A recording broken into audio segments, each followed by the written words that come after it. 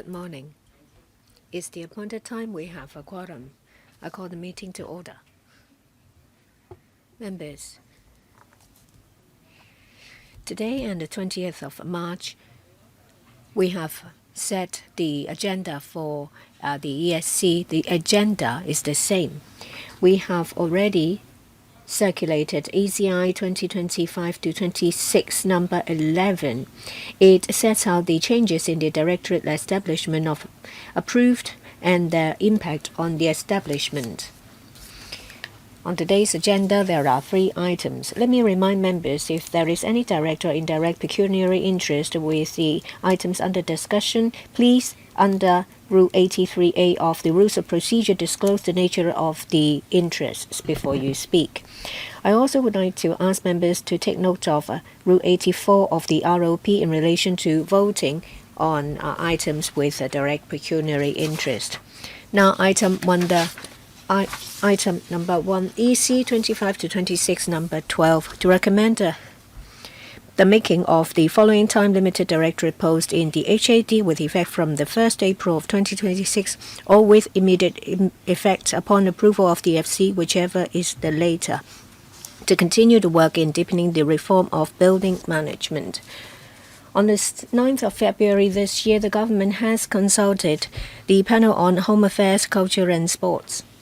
We have from the HYAB, Mr. Clarence Leung, Undersecretary. We also have the Director of Home Affairs, Ms. Priscilla To, Deputy Director of Home Affairs, Ms. Techi Wang, and Assistant Director of Home Affairs, Ms. Sandy Lee. I now ask Mr. Bill Tang, Chairman of the panel, to give us a report. Mr. Tang, please. The panel on Home Affairs, Culture and Sports discussed this item on the 9th of February, that is, to make permanent a time-limited directorate post in the HAD, to continue the work in deepening the reform of building management, to take forward the legislative amendment of the Buildings Management Ordinance, as well as to take forward support services as well as policy issues in relation to building management. Members in general agree that the proposal to make permanent the post is very important to the reform. Members express concern that after the change, they ask how the administration will enhance the policy implementation as well as the formulation of work indicators in relation to building management. There are also members pointing out that the issue involves professional knowledge. How the government will make sure that there will be enhanced cross-departmental collaboration and enhanced training to enhance their capability. The administration has already replied to the questions and addressed members' concerns. Members take note that the post will be supported by the 540 non-directorate staff, and the proposed post will take lead of the team to communicate and handle issues to enhance the quality of building management. The panel supports the proposal. Each member will have 4 minutes to speak, answers included. Let me read out the names of the 6 members: Mr. Kingsley Wong, Mr. Andrew Fan, Mr. Chan Wing Kwong, Mr. Chow Siu Chung, Mr. Chan Yong, and Mr. Tan Ka Piu. I now ask Mr. Clarence Leung to take us through the paper. Good morning, members. This is a time-limited post of AOSGC. On the 1st of April 2026 will lapse. We propose to make permanent this post to continue the deepening of the reform of building management. This term of government attaches importance to building management. They have been very proactive in getting involved in building management issues to enhance the management of properties.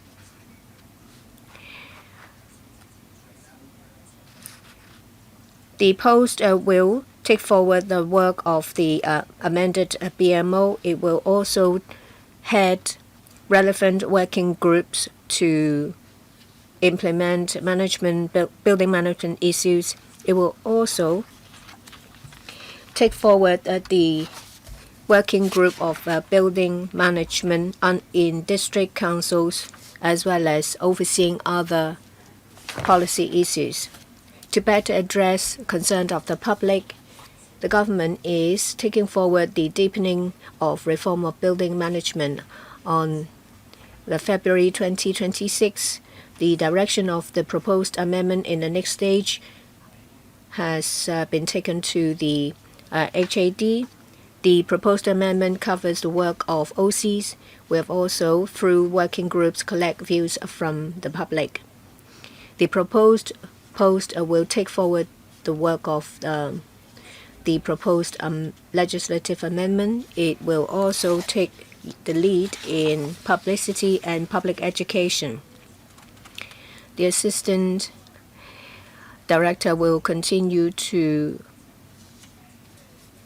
monitor the progress of the pilot scheme on joint property management, monitor the working groups of building management, and promote best practices on a district level. They will also coordinate policies and departments in the work in this area. It will also liaise with property management authorities in taking forward work in this area.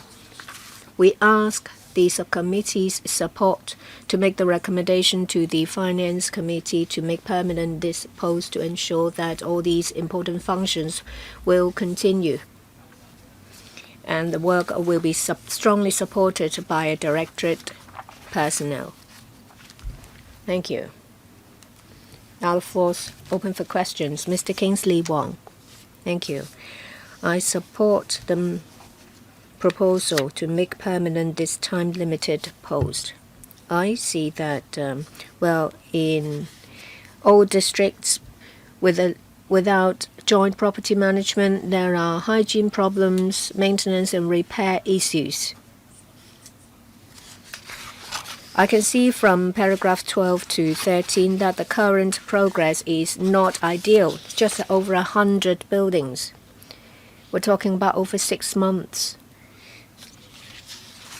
Only about 6 blocks have successfully been covered by the scheme. Well, if there is a permanent post supported by a team, what is the target? Do they have a goal set for how many buildings will be covered in 1 year under the pilot scheme? Mr. Leung, first of all, I'd like to thank the member for their support. The member expressed concerns about management in all districts and all buildings. Under the pilot scheme on joint property management, well, before I continue, I'd like to say that I thank members for their support. We launched this pilot scheme in answer to concerns of the public. It covers 4 areas. We also collaborate with district bodies. This is the new scheme. We have to start publicity and public education to inform property owners. For these 3 new buildings, they will have to first set up an owners' corporation.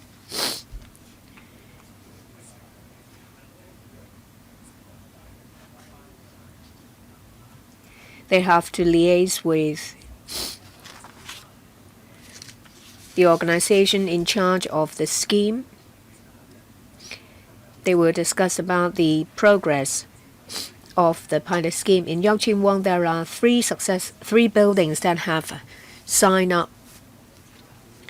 The work will continue to solicit the support of more buildings. but different owners have different considerations. Currently, in Shamchepo, there are also 3 buildings that have signed up to the scheme. We'll continue with our work. In Kowloon City, there may be 1 to 3 buildings that will sign up. In Chunwan, in a preliminary sounding exercise, we gathered that a number of buildings expressed an interest to sign up, but they have to go through with a procedure and call meetings. So progress is satisfactory. After all, this is a new scheme. Within this year, in due course, we will assess the effectiveness of the scheme and what we need to do in order to extend the scheme to other districts. I thank the member for their concern. Our team is also working very hard. Any additional questions, Mr. Wong? So if the post is made permanent and with sufficient support, do you have any goals set as to the number of buildings to be covered every year? Any KPI, Mr. Leung? We'll first assess the effectiveness of the pilot scheme. We need to report to the panel.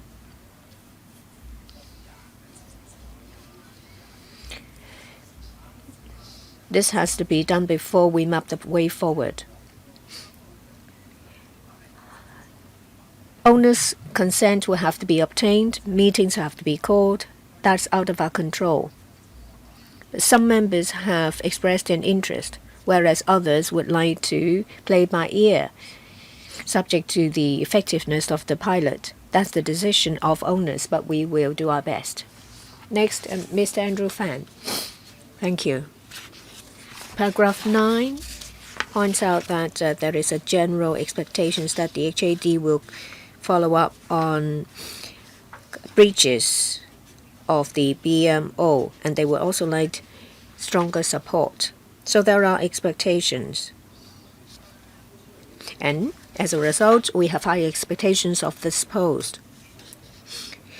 After the post has been made permanent, how does it compare in relation to the functions and duties of the time-limited post? We hear from time to time about breaches as well as bid rigging. So how will this post holder and owners and their team help owners to address these issues?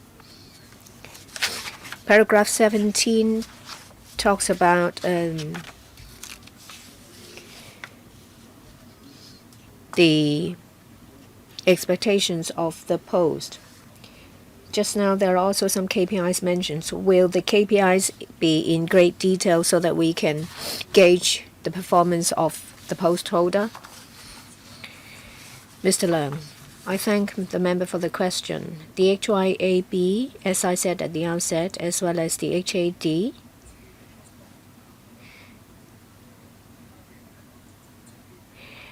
have been very proactive when it comes to building management. The Bureau and the department are working together. We mentioned in the panel meeting in February that our goal is to deepen the reform. That is in relation to building management. What does it entail? There are a number of directions. First, we have to amend Cap 344, the BMO, to better assist owners to manage the property. We set up a dedicated team as well as enhanced training. We are here today to solicit members' support to make this post permanent. We have set up working groups in district level, in district councils. We'll continue our work to promote the joint property management pilot scheme. Will also enhance collaboration with the trade. These are our directions.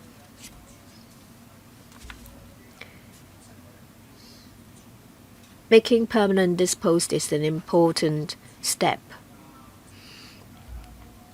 Just now, The member mentioned a point which we agree. There is more we can do to provide better support to the public.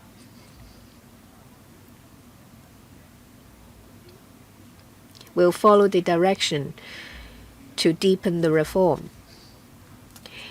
In relation to concerns about bid rigging, as the member mentioned that small owners would need more support, we will amend Cap 344 to increase the involvement of owners and to increase transparency. The URA has also launched an initiative to enhance the smart tender to help owners to select contractors and consultants in maintenance projects. We will enhance collaboration with law enforcement agencies. We will also step up our efforts in publicity and public education. The goal is to help the public and owners know better about building management. Thank you. Next, Professor Chen Wing-Kwong. Thank you, Chairman. Concerning the proposal to create the permanent post, I support it, but I have some follow-up questions. The work of building management is exceedingly complicated. It involves a lot of government departments, and some property owners may not be actively involved in building management and even attend OC meetings because of their busy life.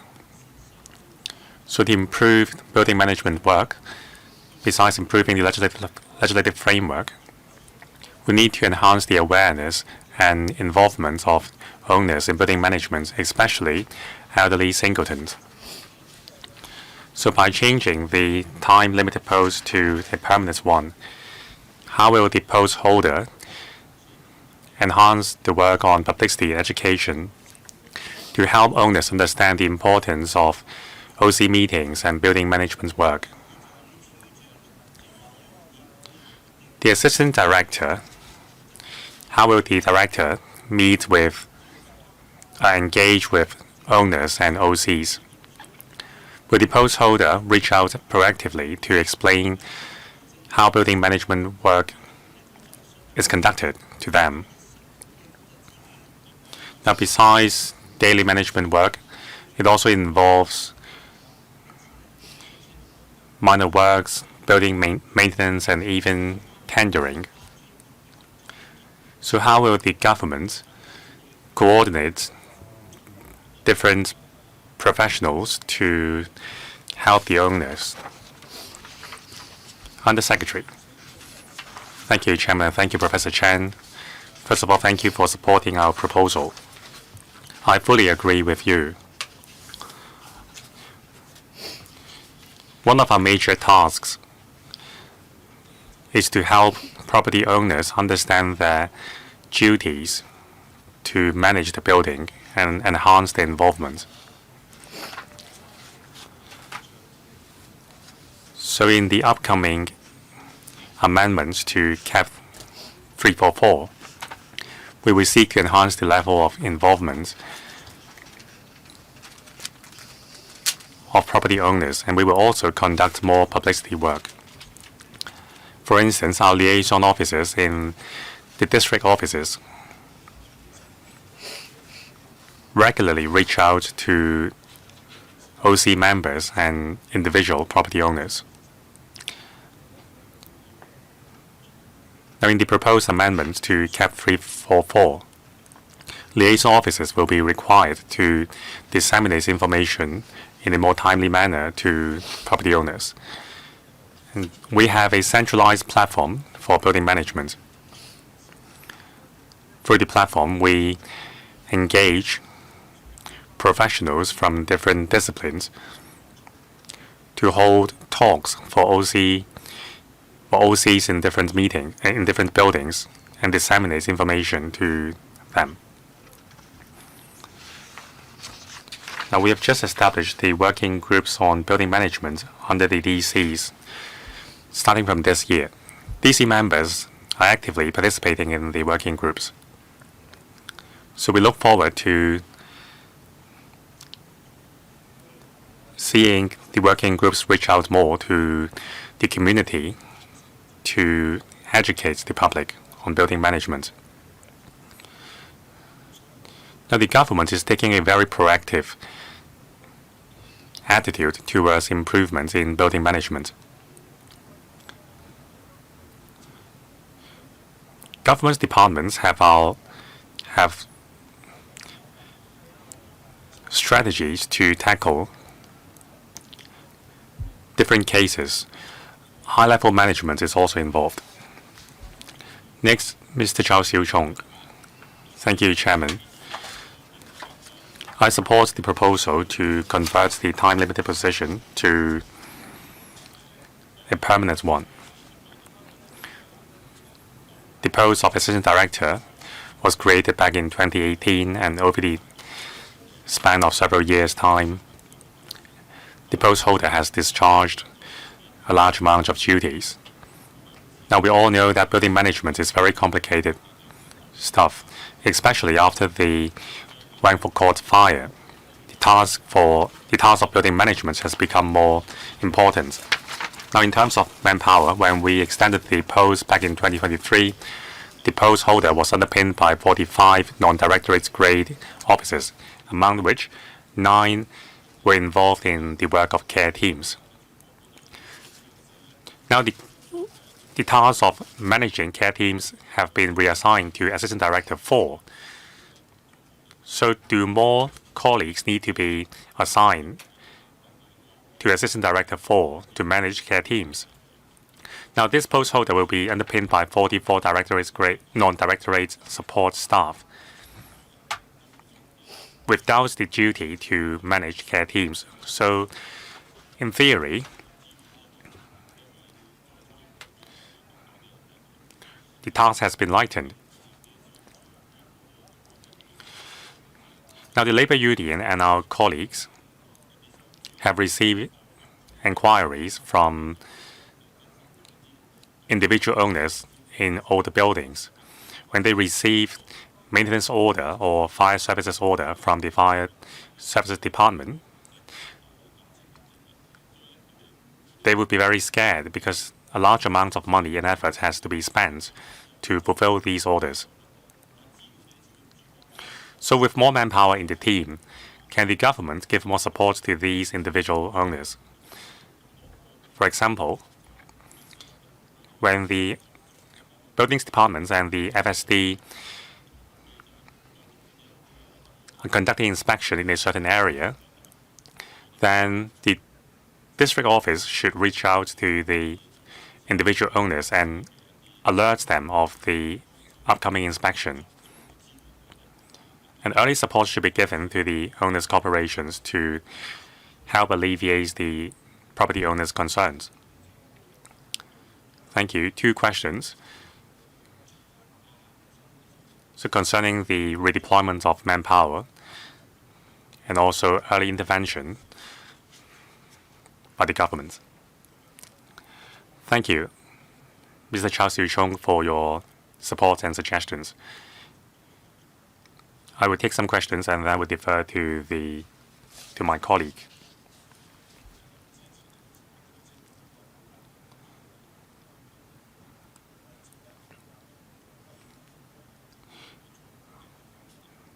Now, care teams are important in our objective to more proactively help property owners to manage their buildings under this term of the government.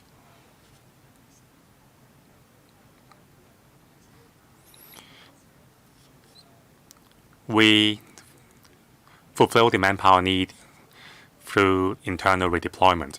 That's why we reassign some colleagues under the Assistant Director 4. The workload of care teams is heavy. That's why the redeployment of resources was necessary. Now, society has high expectation on building management. That's why more manpower is needed, and hence the dedicated team. In terms of fulfilling the maintenance orders, we will be open to any suggestion to in order to give the owners more help. Now, besides care team members, there are also also members of the 3 committees under the DCs and also other local organizations which can offer help. Director of Home Affairs, please. Thank you, Chairman, and thank you, Mr. Chow. Now, the HAD regularly conduct reviews on our work under the established mechanism. Now, at the beginning, the Assistant Director was responsible for managing the care teams and also deepening reforms on building management. Now, with care teams getting more matured and more new measures implemented under the building management portfolio,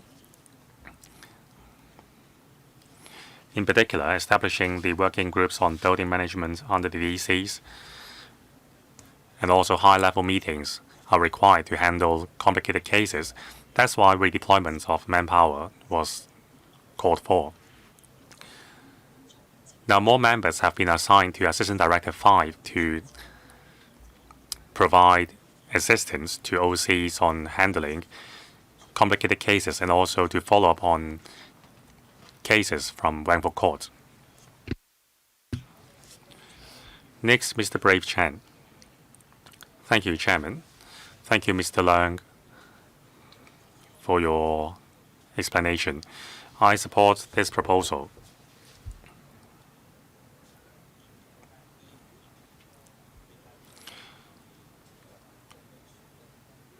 Now, many owners' corporations are snowed under by heavy work, and there is a lack of manpower in the government as well. So you have a heavy workload in addition to disaster relief. So I support giving the Bureau more manpower. Many OC meetings last until the small hours, so the workload for the HAD is heavy. So I don't think one team is enough. Are you going to involve other departments or even bureaus to help you out? Because I'm worried about the insufficient manpower under you. Under Secretary. Thank you, Chairman. I thank Mr. Brave Chen for his support.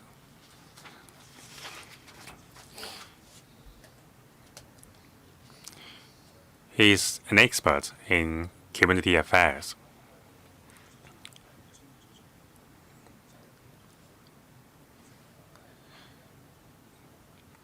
So the HYAB will take the lead in deepening the reform of building management. And converting this Assistant Director 5 post to a permanent one is the first step. After approval is given, we will review our internal resources to enhance the efficiency. When more resources are called for, we will apply for more funding through the established channels, all for the goal to provide better support to property owners to manage their buildings better. In that regard, we will continue to work closely with our district partners.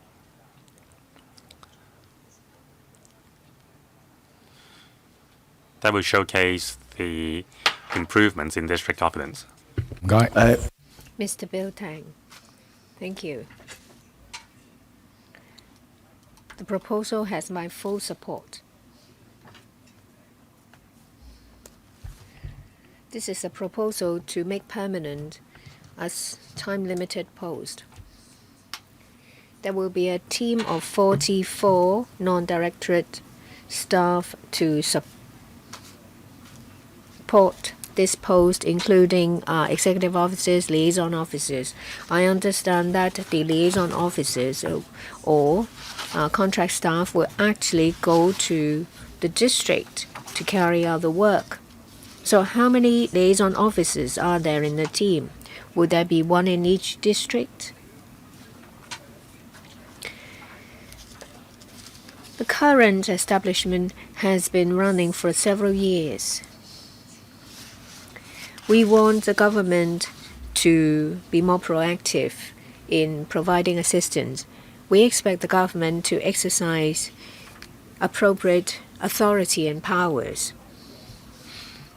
So the size of the team, especially those who carry out their work in the district, how many are there? We respect their work. They work whenever they're needed. Another point. This is my observation. I have personally dealt with a number of cases. Owners understand that there will be an enhanced smart tender. Several bureaus will be involved in the legislative amendment of CAP 344. But these buildings have already engaged contractors. They have completed or are in the process of a tender exercise. But will the government require all these buildings to put the work on hold and wait till the reform is completed? There are owners who would like to continue because they don't want the price to go up if it's put on hold, whereas others owners would like to wait till the reform is completed because they don't want to be seen as to be the forerunners. So does the government have a clear explanation in the direction they're going? First question is in relation to the number of liaison officers in districts. They are expected to answer questions and provide actual support. The second question is more macro. It's in relation to policies. Let's hear from the Undersecretary. I thank the member for his support. Just now, as Mr. Tang as well as Mr. Chen mentioned that liaison officers are working very hard. They have done a lot of work in the districts. We thank them. 44 non-directorate officers supporting the work of 85. There are liaison officers, but in each district, district office, there are liaison officers. There are 145 liaison officers. Their main duties are building management. If there is any shortfall, we will continue to oversee the effective utilization of public resources. After the post has been made permanent, we will increase resources as necessary. The second question on policy. Each property has their own unique characteristics. Owners and the owners' corporations have certain powers to take forward maintenance work. The goal of our reform is to prevent bid rigging and to better protect the interests of small owners. That includes helping these owners to participate better in building management. If there is a need for assistance, they can contact the district offices or do it through district councillors. Next, Mr. Alex Fan. I declare that I am a member of the PMSA, Property Management Services Authority. I've been working with the HYAB in building management. I would like to follow up. That's in relation to staff. This supernumerary time-limited post of AD5 has been there for a few years.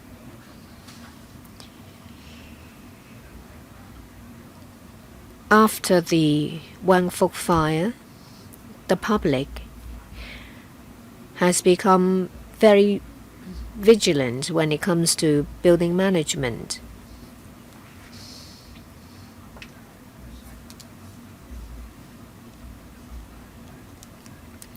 It seems that even if we endorse this proposal, there is no significant change in the establishment. I support the proposal, though. Will there be any plan to increase manpower? Is there a need to add another post of assistant director? You need the team to support the head. Will there be an addition of another team?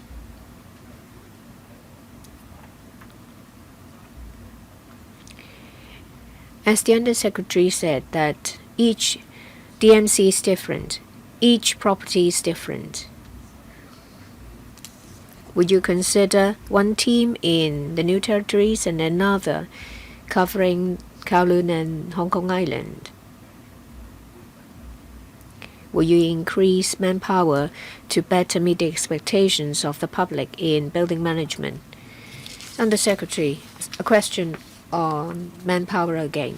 I thank the member for the question and his support of our proposal.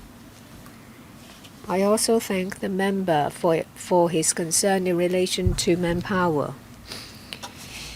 In order to deepen the reform of building management to better assist owners to better manage their properties, we think that there are different means.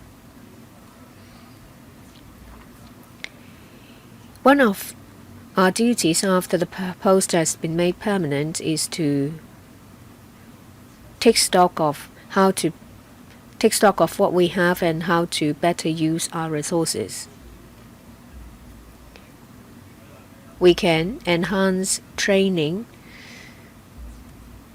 to boost the capability of liaison officers to handle different situations and to answer questions.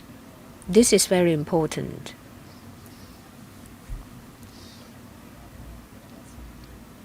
Mr. Fan is a member of the PMSA.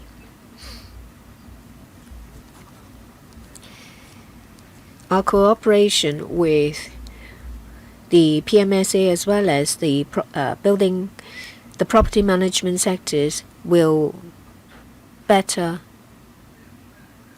assist our work in supporting owners in their participation in building management. Similar to the replies I have made to members, we thank members concerned on manpower. Subject to resource availability, if there is a need to increase manpower, we will make proposals to get your support. Next, Mr. Alan Chan.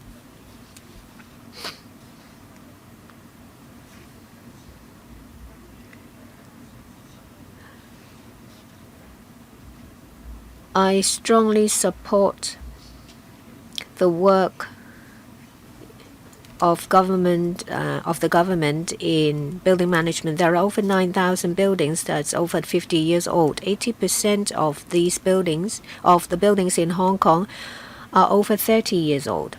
So I agree that we need more resources to handle building management. I have some questions. After the post has been made permanent, is it the same post holder? Is it in relation to recruitment, would it be in-service recruitment or an open recruitment?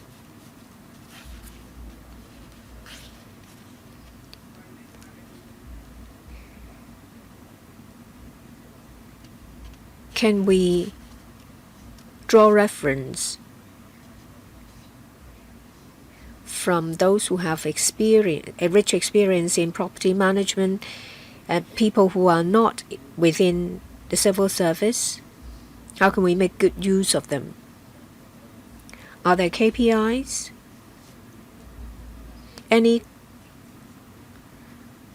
quantified KPI that we can gauge the work of the post? 3 questions. On the Secretary, I thank Mr. Chan for his questions. First, this is a supernumerary post. It's been the case for the past few years. Once every 3 years, we come to the LegCo to get your support. The last time we came here, a number of members asked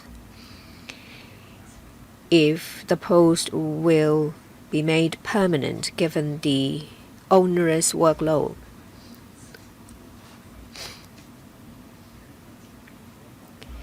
We want to deepen the reform of building management. That's why we propose to make this post permanent. We follow the established procedure. So it's a supernumerary post of AD with members' support. It will be a permanent post of AD5. The post will be a dedicated post to handle building management. Members' question about KPI. You'll find information in paragraph 17 in relation to the goals we have.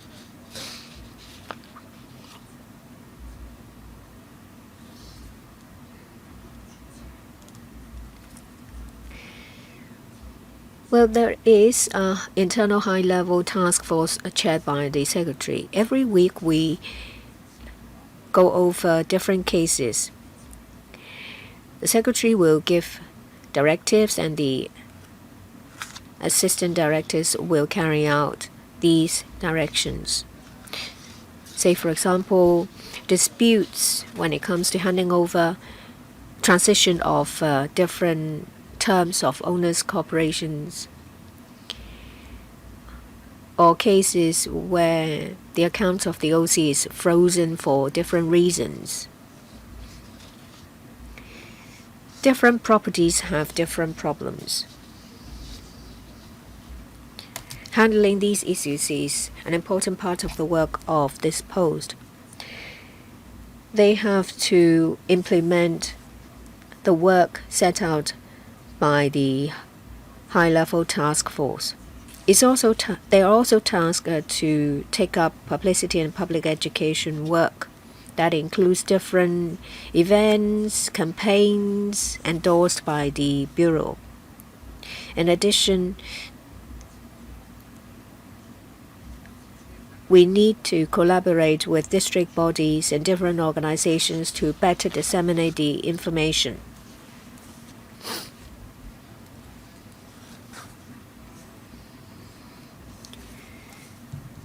Four members have pressed the button to speak.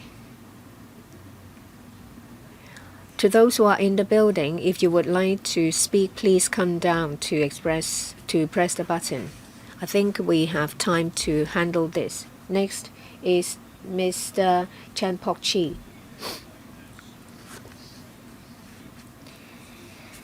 The proposal to make the post permanent to deepen the reform of building management is something I support. Paragraph 19 mentions that the post will be supported by 44 non-directorate officers. It's planned that there will be 5 additional posts in 26-27. So in relation to recruitment and a training exercises, will it include the use of AI and technology? Has there been any assessment on the workflow for the introduction of AI to enhance efficiency? Say, for example, analysis on tender documents. In paragraph 11, there is a mention of the internal high-level task force. As mentioned, it handles complicated building management issues. It implements the pilot scheme on joint property management. How can the information be turned into useful information for reference in future policy formulation? Thank you. Undersecretary, is AI skill a requirement for the post holder? Thank you, Chairman, and thank you, Mr. Chan, for your support. Concerning the use of AI and innovative technologies,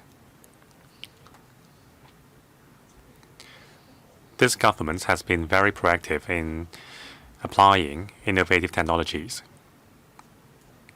This skill set is also our consideration in recruitment. We have strengthened internal training for colleagues as well.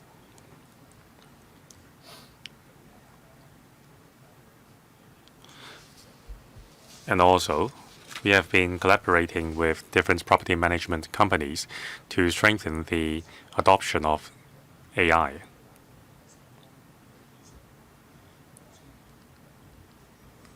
Now, in terms of manpower, we have 145 colleagues who are dedicated liaison officers for building management work. So their duty is to act as the go-between between the government and the OCs. Concerning whether AI can assist their work, we will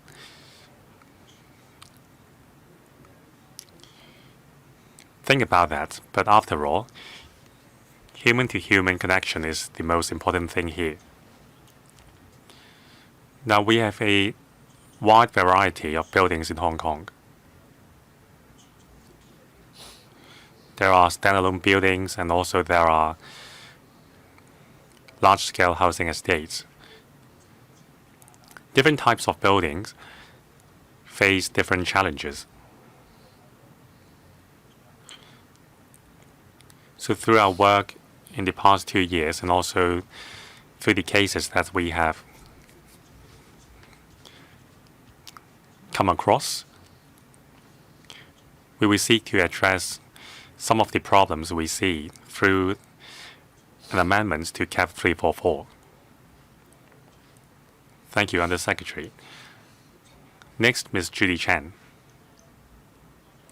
Thank you, Chairman. I also thank the Undersecretary and your team. I fully agree with the document.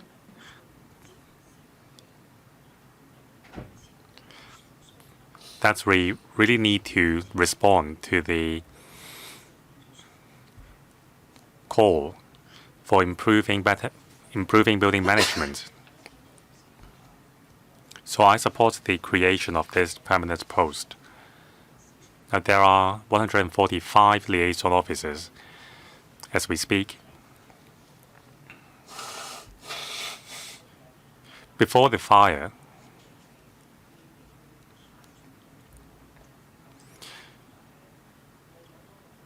many OCs will not seek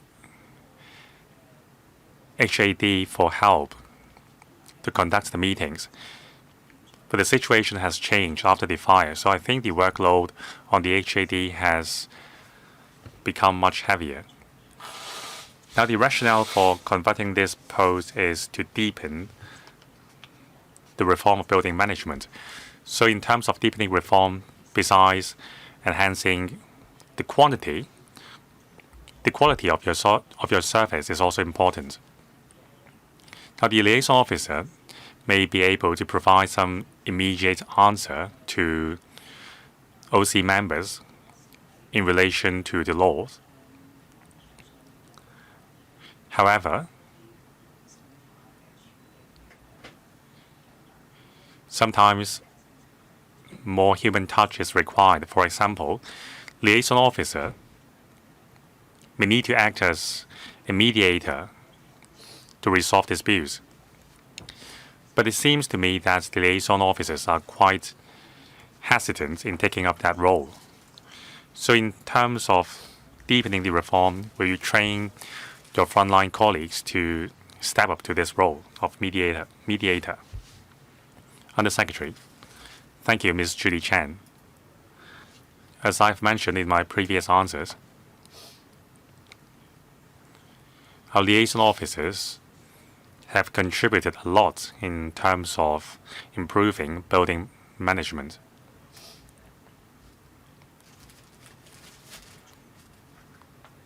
Now, under CAP 344 Building Management Ordinance, there are some provisions which are open to interpretation. So it is not fair to ask the liaison officers to interpret the law for the OCs during the meetings. So the guideline is that liaison officers would only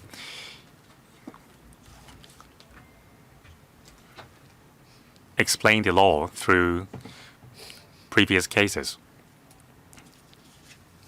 So we will conduct more training for liaison officers for them to better explain the law to the OC members.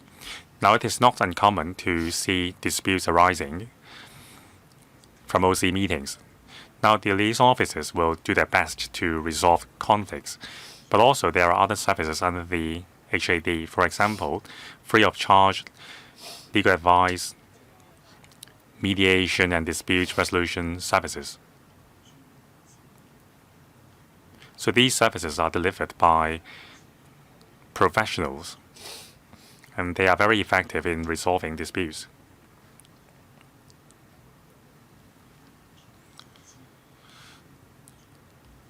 Now, we will also step up support and training for our district liaison officers to help them rise above the challenges. Next, Ms. Elizabeth Quart. Thank you, Chairman. I support the creation of this post. District building management work is not an easy task. When I served as a DC member, I was deeply involved in building management work, and I saw a lot of disputes which required the help of liaison officers. Meetings usually run late into the night, so the work is very difficult. So I fully agree that we need to deepen the reform of building management.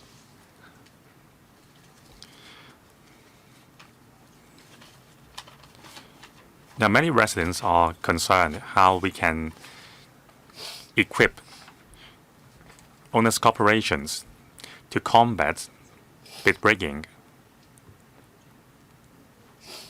Now, since there are going to be a lot of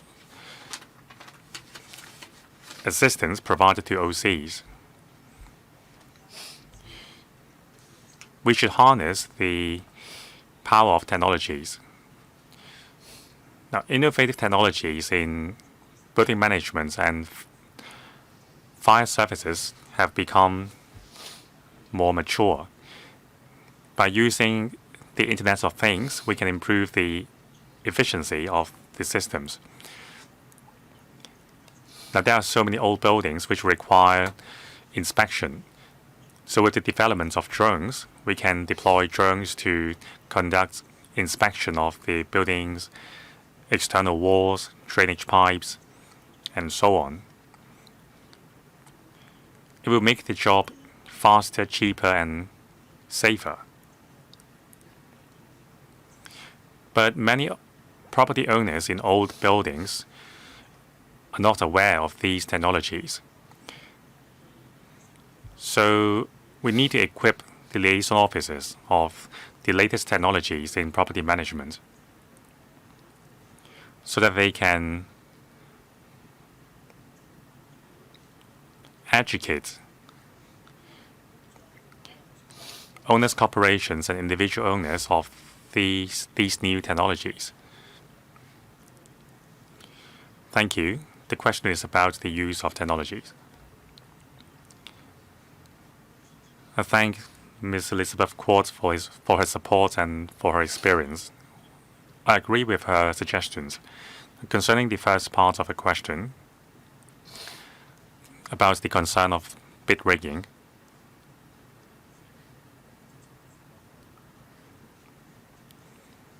the government is very concerned about the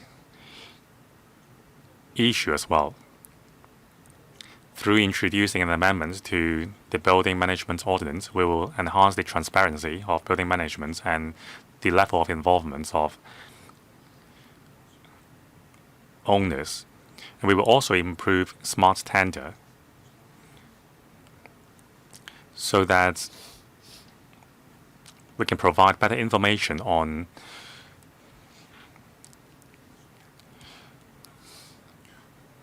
qualified contractors and consultants. And we will also compile a list of cases to share with the public. Concerning the use of technologies, so I gather this is the suggestion of Ms. Elizabeth Quartz.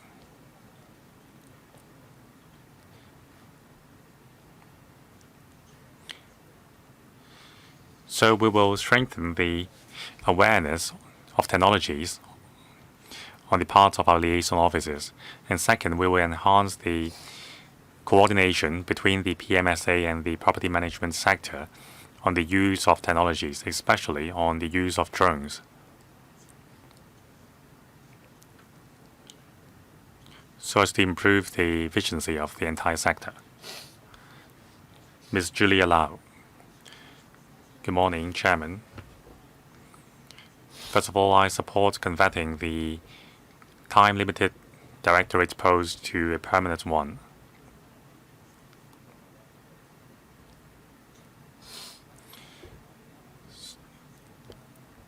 So I think I have said this before on another occasion. For building maintenance projects, whose tendering process has already been started, we need to give them higher priority. As mentioned by Mr. Bill Tang, the public is asking for the government to intervene. So will the government consider appointing more professionals from the building and surveying sector to provide help? Now, at the preliminary stage of the tendering process, these professionals' opinions can help prevent a lot of problems down the road. So maybe professionals can be deployed by the buildings departments, or even retired civil servants can be engaged to provide help. With their experience in processing tender documents, their opinions are invaluable to the OCs. So this is about harnessing the help from people with professional background. I thank Ms. Julia Lau for her support and her opinions. In terms of building management work, in particular when tendering is involved, the HYAB seeks to help property owners to manage the building better. Through our publicity work, we will educate the individual owners on their obligations and rights. And we also coordinate the efforts of the PMSA and the Urban Renewal Authority. In terms of vetting or assessing tender documents, these organizations have a very strong team of professionals.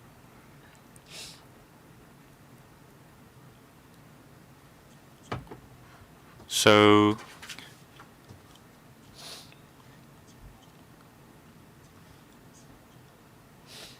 at different steps, the government is providing help to the OCs. 最後就係我本。I'm the last person to ask questions.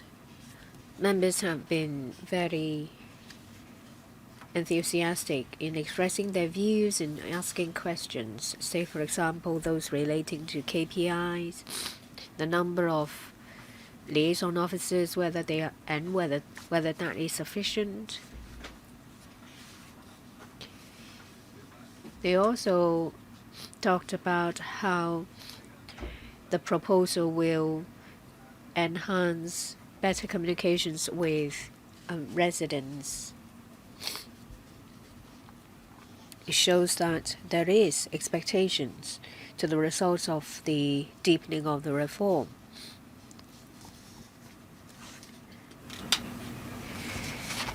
The paper has made it clear about certain matters, say for example the amendment to CAP 344. I understand that this post will take forward the work. There will be enhanced involvement, say for example when a meeting cannot be called. That is a good thing.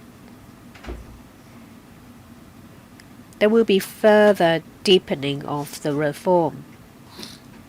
Say for example continued involvement by the government. There is public expectation. I hope that the Undersecretary will collate all the views expressed to better implement your work. Undersecretary, I'd like to thank an important partner of ours in building management, that is the LegCo. In 2024, when we amended CAP 344, that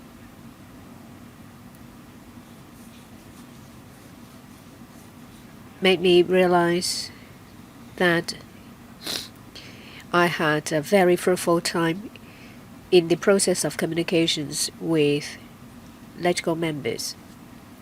The views expressed have helped us improve the ordinance. We understand members' concern. Building management is a complicated and important issue. We will continue to talk to LegCo members. We look forward to working with LegCo members in the second stage of the legislative amendment. Thank you. Thank you. With no other members wishing to speak, I now put this item to the vote.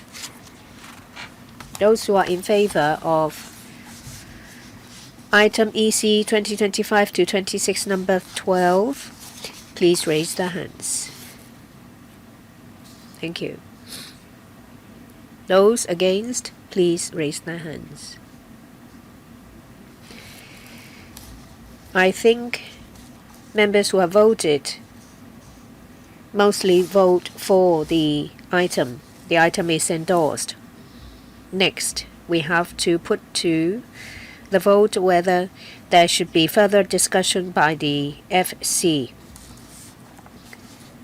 I now, under paragraph 40A of the Establishment Subcommittee procedure, put the following questions to members. This subcommittee recommends further discussion by the Finance Committee on the proposal that is approved by this subcommittee in paper EC 2025-26 number 12. I remind members that if this question is passed, it means that we recommend further discussion by the Finance Committee. If the question is negative, that means we do not recommend further discussion by the FC. I put the question to members. Those in favor, please raise their hands.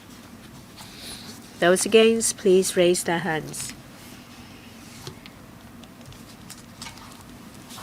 I think members who have voted against the question. That means we do not recommend further discussion by the Finance Committee. That is in relation to EC 25-26 number 12. Next,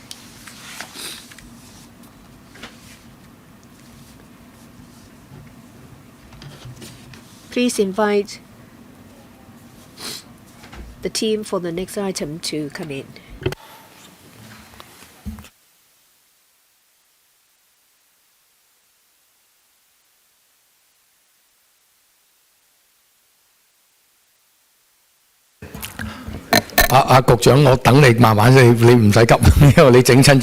Take your time. I see that your mobility is impaired. 咗位先，係。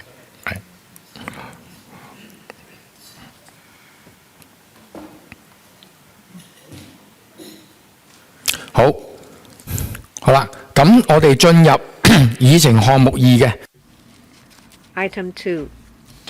EC 2025-26, number 13, to recommend the creation of a time-limited directorate post. The following directorate post in the FSTB, that is, 1 administrative officer staff grade B, D3, and 1 senior principal executive officer D2, with effect from the 1st of April 2026 or upon approval by the FC, whichever is the later, up to the 30th of November 2026 for the preparation of the Asia-Pacific Economic Cooperation Finance Ministers Meeting 2026. On the 2nd of February this year, the government has consulted the Financial Services Panel.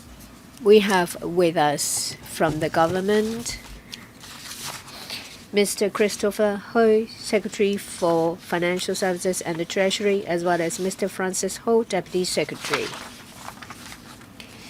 Mr. Robert Lee, the Chairman of the FSP, is not a member of this subcommittee. He's not here.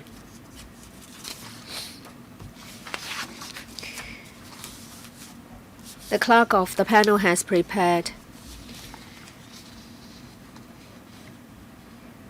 a paper on the points discussed by the panel. I'll read it out. The panel has in a meeting on the 2nd of February this year discussed about the proposal to create a 2 time-limited posts to prepare for the APEC Finance Ministers meeting. At that time, members support the forwarding of the item for the consideration of this committee. Members asked that in relation of the 2 posts, the proposal is for 8 months. How come they did not consider asking serving officers to take up the post? Members have also expressed concerns about the recruitment of suitable candidates. Members suggest that to prepare for the finance ministers meeting, the officers will have to be familiar with government operations, external affairs, as well as the exhibition, as well as hotel businesses, in order to better carry out practical works. They would also like this post to make use of the occasion to tell good stories. So members ask that the post to be filled by serving civil servants with a suitable caliber instead of recruiting from among retired officers. Administration has already answered the questions and addressed concerns. I now ask the Secretary to take us through the paper first. Thank you. We propose to create 2 directorate time-limited posts to lead and monitor the preparation work of the finance ministers meeting. This is the first time when we prepared the meeting. This is a confirmation of Hong Kong's position as a international financial center. We will not fail the expectation of the government. We will make sure that the meeting will be a success. We make use of the chance to showcase Hong Kong's latest development in economic and financial realm. We will make use of this opportunity to consolidate our position as an international financial center. We will show our roles as a super connector and a super facilitator. We are in charge of the preparation of the meeting. We'll provide venue, accommodation, transportation, as well as various other matters. We also organize peripheral meetings, say for example, visits and seminars to showcase Hong Kong's allure as a pluralistic society as well as the appeal of our country. We have less than 8 months before the meeting. Time's tight. We think there is a need to have 2 directorate posts to take the lead in the preparation for the meeting to ensure that it will be a success. We have carefully assessed whether the 2 posts could be taken up by existing post holders. We think that during the preparation and the period of the ministers' meeting, if the post is taken up by serving officers, it will affect the existing work of the post holders, and that will not be ideal. We hope to get members' support. Afterwards, we will go to the Finance Committee to get their support. I'll be happy to answer questions. Thank you. Some members have pressed the request to speak button. 5 at the moment. Let me read out their names. Ms. Carmen Khan, Mr. Cha Siu Chung, Mr. Bill Tang, Mr. Rock Chen, and Mr. Lee Kwong Yu. For the first round, 4 minutes, question and answers included. Ms. Khan?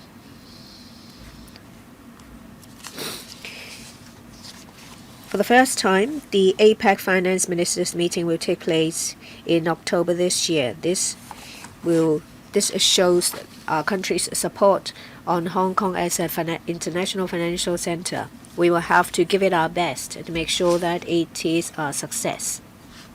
There's no room for failure. In a discussion of the FSP, there were concerns expressed that there is a large team of directorate posts in the Bureau. How come there is a need for another 2 additional posts? They've explained to us, and we find their explanations valid. Currently, the directorate officers are already tasked with various important policies that they must implement. The host city is actually Shenzhen.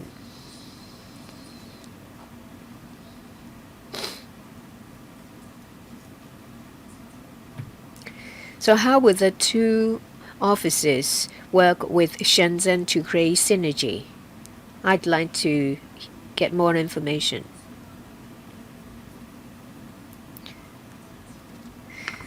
According to the paper, if the post lasts less than 6 months, there is no need to come to us.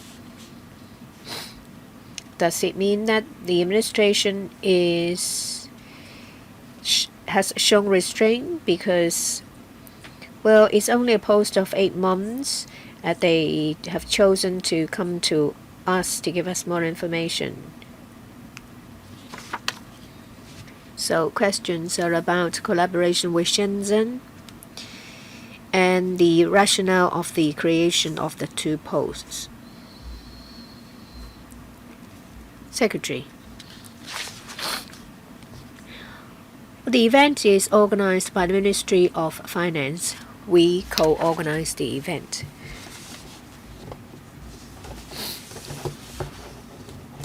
The APEC events is under the purview of the ministry. The ministry arranged for different cities to host different events. So at the same time, there are other events on, say, trade and other areas hosted in other cities. We are in charge of the finance ministers' meeting. We liaise with the Ministry of Finance. Our country is the host economy. So we, through the Ministry of Finance, liaise with the Secretariat of APEC.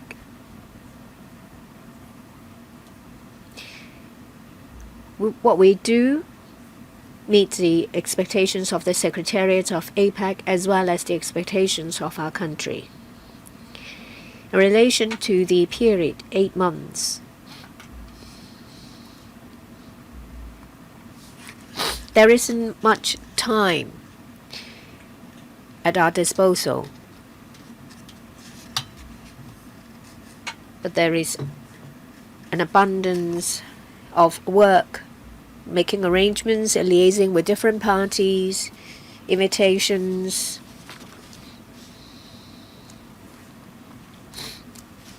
and the organization of events that promote Hong Kong. We also need to liaise with the TDC as well as the Tourism Board.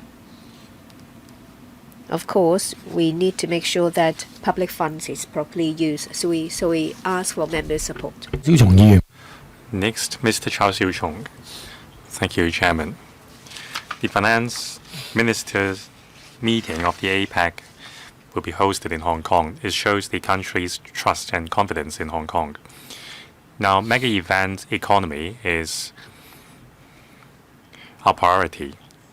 So I think we need to seize this opportunity to highlight our position as a super connector and also to tell good stories of the country in Hong Kong through the meeting. So I support the proposal to create 2 posts dedicated to the meeting's preparation.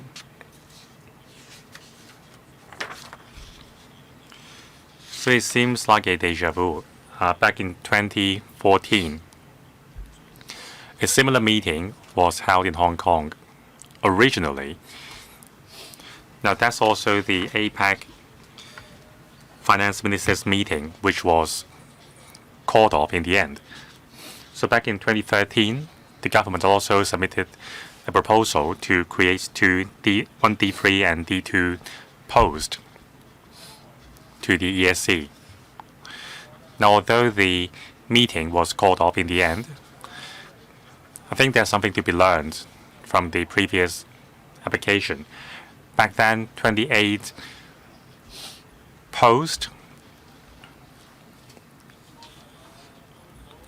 colleagues were assigned to support the 2 post holders.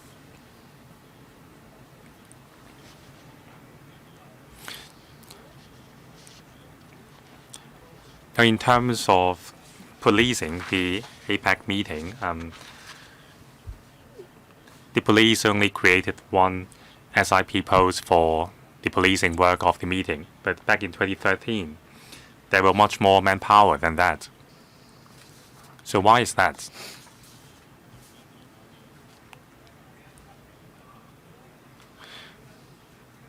And I applaud the FSTB to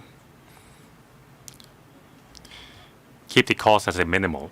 Back in 2013, it cost some $60 million.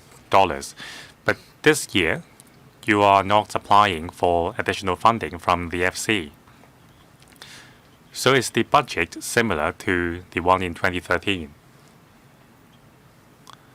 Under Secretary, please. Thank you. The questions are about manpower and funding. So first of all, on manpower,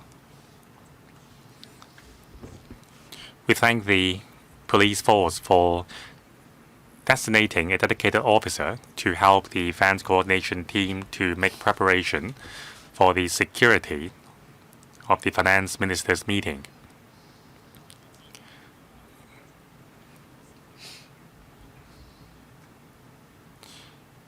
Now, the length, the duration of that post is also the same as ours. That is also 8 months. The post holder will work closely with our 2 heads to prepare for the meeting. Now, the budget for preparation of the meeting, as mentioned by the member, the budget is around the same as 10 years ago. Now, more than 70% of the budget will go to venue renting and also on the banquets. Other costs include printing and also security. So you are right, the amount of money spent will be around the same. In every decision we make, we will strike a balance between prudent spending and quality. Next, Mr. Bill Tang. Thank you, Chairman. As mentioned by Ms. Carmen Khan, the events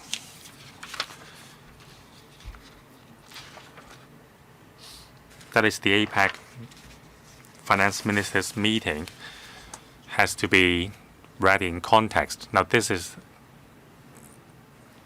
the year of China, and in mid-November, there was already a summit held in Shenzhen. So according to the Foreign Minister Wang Yi, in year 2026, the country will pursue more innovative cooperation with the world.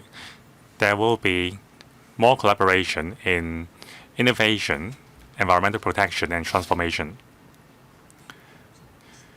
So we need to give play to our advantages while aligning with the theme of the Year of China and create synergy. So these two posts, of course, hospitality and security are important, but is there a more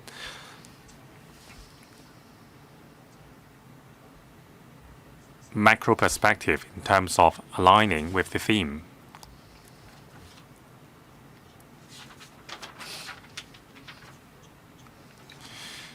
I wonder whether we can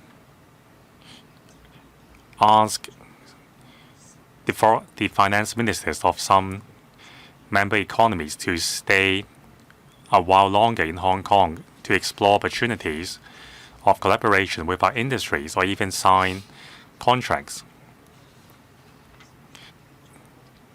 So can we elevate Hong Kong's status as an international financial center with other events? Now, besides Shanghai, Beijing, and Shenzhen, can Hong Kong also become the seat of the APEC Economic Leaders Meeting in the future? Secretary, I fully agree with Mr. Bill Tang.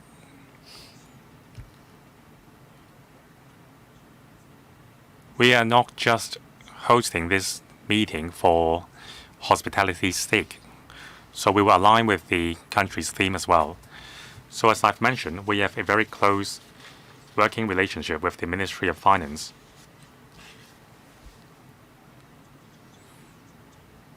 Now, as announced by the Ministry of Finance, there are 4 major objectives for this meeting. That is to support innovative financial strategies. And second, improve financing for digital infrastructure. 3, enhancing financial inclusivity. And 4, enhancing collaboration of young financial talents. So these 4 areas are closely related to our inherent strengths. So besides the basic like venues and food, the meeting itself is more important. So in terms of the meetings rundown and also breakout sessions, there will be opportunities to allow finance ministers from the 21 economies to understand Hong Kong's development. So that's why we need the 2 new positions to coordinate a large team to deliver the work together with the Ministry of Finance so that we can showcase Hong Kong's advantages while aligning with the country's strategy as the host economy.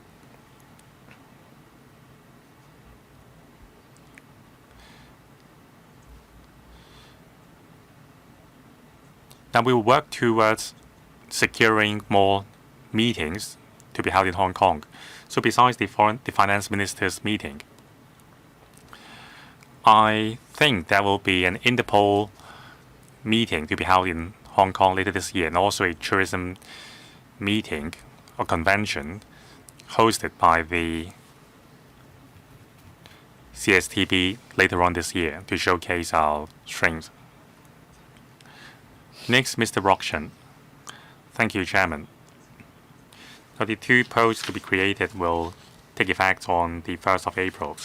Now, it is the 18th of March already, so time is tight. So have you formulated a set of recruitment criteria? Has the process started? Or have you already tapped the shoulders of colleagues to fill the post? Now, the post holders will be responsible for hospitality, reception, transportation, and so on. So if the two posts are created, will the post holders be given sufficient authority to coordinate the efforts between different departments? So this is a mission for the entire government. Will the two post holders be given sufficient power to coordinate the efforts between different statutory organizations and government departments? Secretary. Concerning internal coordination, first of all, on manpower, the Civil Service Bureau will assign colleagues to fill the coordination team.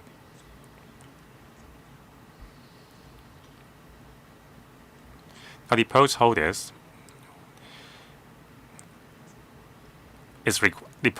are required to have knowledge on event preparation as well as internal coordination. So we thank the CSB for providing us with the candidates.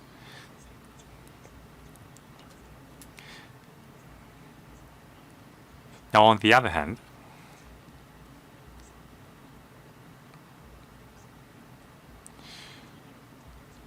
I am in close contact with the two heads of the events coordination team, so I will be in touch of the preparation work on hand. Now, second, this is the mission of the entire government, so I also had a cross-bureau and cross-departmental preparation team. So it involves the police and also colleagues from the CSTB and also the Tourism Board.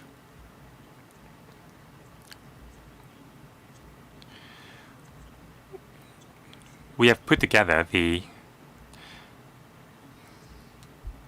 elites in different government departments to make sure that this event will be a success. Next, Mr. Lee Kuan Yew. Thank you, Chairman. Now, our country is the host economy of APEC 2026. And Hong Kong is honored to host the finance ministers' meeting. It should give us confidence. So I fully support the proposal to create two time-limited directorate posts to have the coordination team.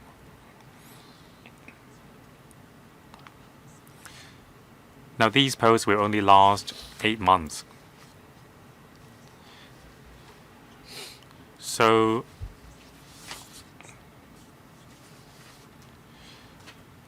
are we confident that the newcomers will be able to deliver their tasks in such a short span of time? Or should we designate an incumbent permanent secretary to take the post? 係好恰當嘅。 It's a valid question.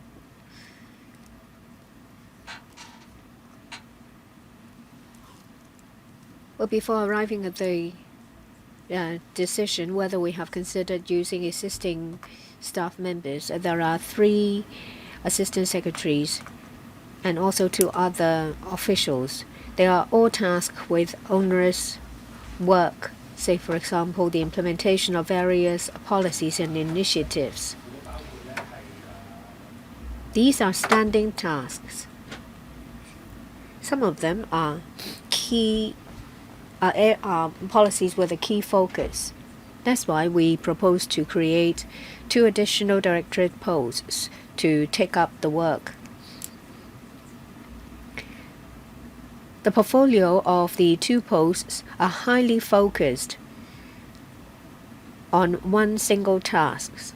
They arrange for accommodations, transportations of guests. They arrange for venues and organize activities. So their work is highly focused.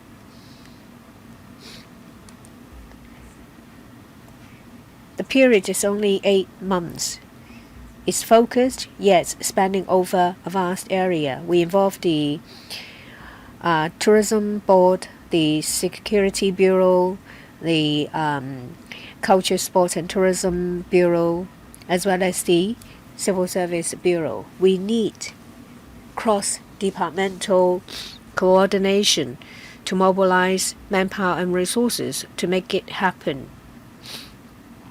That's why we propose to create 2 posts to be in charge of coordination. They will be supported by a team. We think that is the best proposal.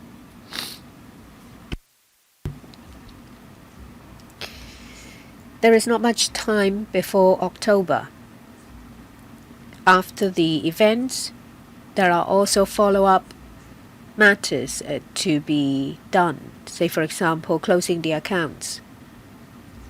We try to shorten the period as much as possible to save public money.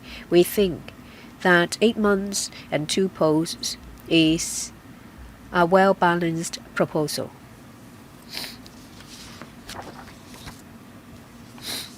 Members in the building, we have 2 members waiting to speak. Those who would like to speak, please come to the conference room. We'll put the item to the vote soon. Ms. Nixie Lam. I'm very glad to learn that Hong Kong will organize the finance ministers' meeting. This will be conducive to Hong Kong's image, especially in a time when there are wars in other places. Hong Kong is a prime destination for investment. Some members ask about security. My question is, well, given the high level of security, what about the impact on traffic? I think this is something that the 2 post holders will pay attention to. Do you have a short list of candidates for the 2 posts? Time is tight, as a number of members have pointed out. About the qualities of the post holder, let me tell you that about a decade ago, I participated in an Australian Chamber of Commerce event. The party in power was the Liberal Party. At that time, someone said that I was very close to the financial minister. There was a silent outcry because it was a fundraising event outside Australia. It was rather awkward. Perhaps the post holders will have to be more sensitive. Otherwise, there will be awkward moments.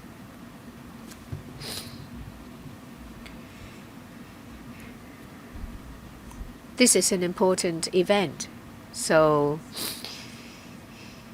extra attention will have to be paid. We have just over 6 months. So can you give me more information about your plans? The post holders and the teams will have to be conversant with international practices and the international situation. Secretary, the member's right.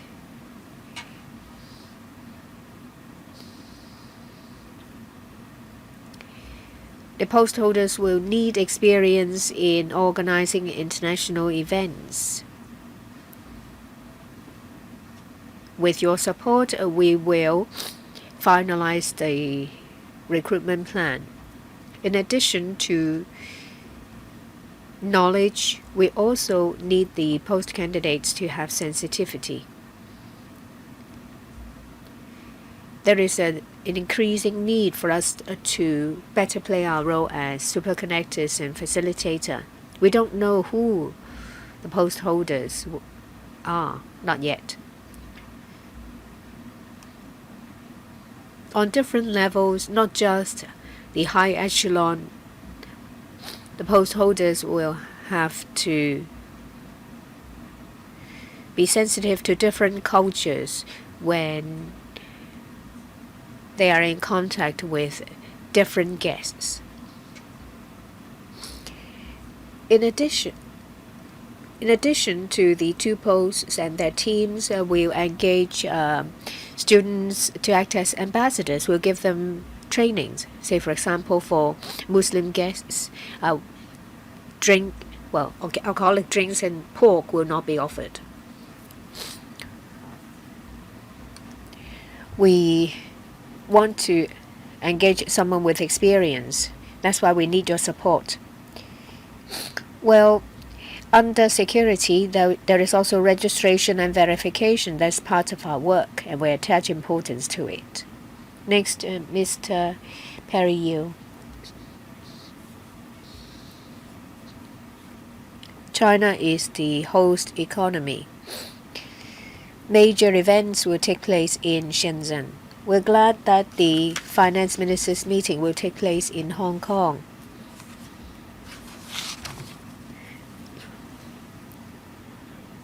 The paper says that the meeting will be used to showcase Hong Kong as a prime destination for MICE activities. I agree with that. I support the proposal.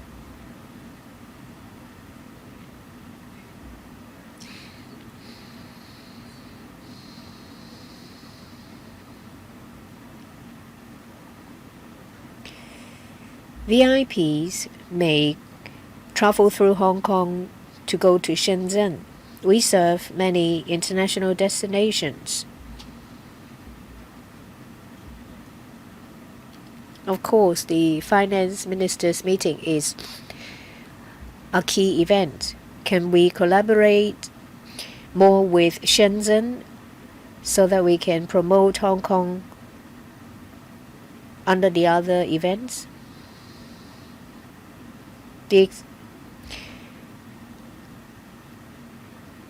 When the events were hosted by the Republic of Korea, there were a lot of attractive promotions. They use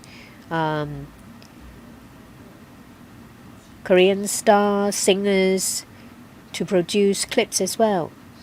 So will there be mega events and promotional campaigns?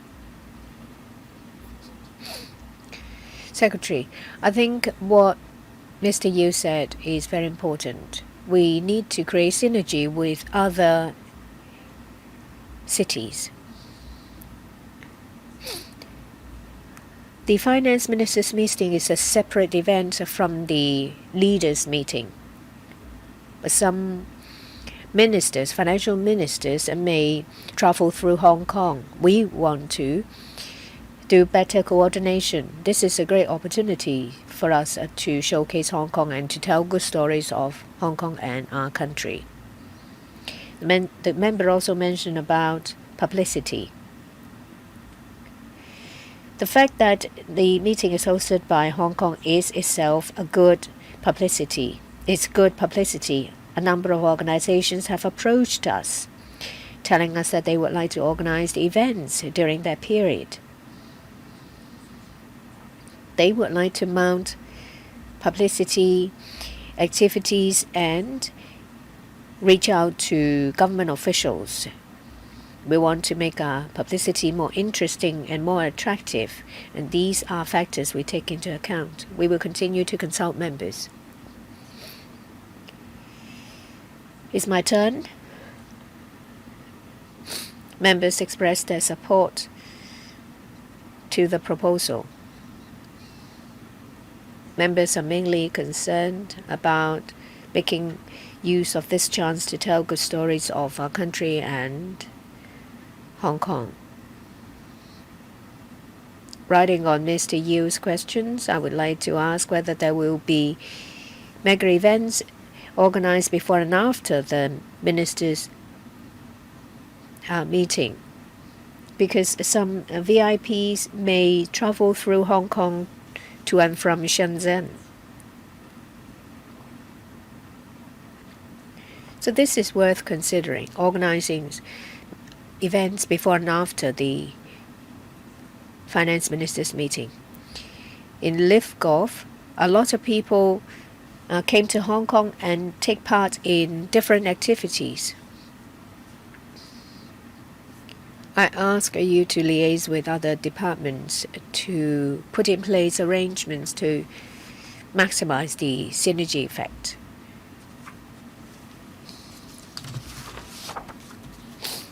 If there are no other questions, I put this item to the vote. Those who are in favor, EC bracket 2025 to 26, number 13, please raise their hands. Those who are against, please raise their hands. I think members who have voted are for the item. The item is endorsed. In relation to whether there should be further discussions by the Finance Committee, we'll put it to the vote. In relation to whether the Finance Committee should have a further discussion on this item, under paragraph 48 of the Establishment Subcommittee procedure, I put the question to you. That this subcommittee recommends further discussion by the FC in relation to the item under EC 25 to 26, number 13, endorsed by the subcommittee. Let me remind members, if the question is supported, that means we recommend further discussion by the FC. If the question is negative, it means that we do not recommend further discussion by the FC. I put the question to you as stated. Those in favor, please raise their hands. Those against, please raise their hands. I think that members who have voted opposed to the question, so the question is negative. The subcommittee does not recommend further discussion by the FC on this item. It's almost the end of the meeting. I will not start the next item. There will be sufficient time for members to discuss the next item. There is no other business. Meeting adjourned. Thank you very much.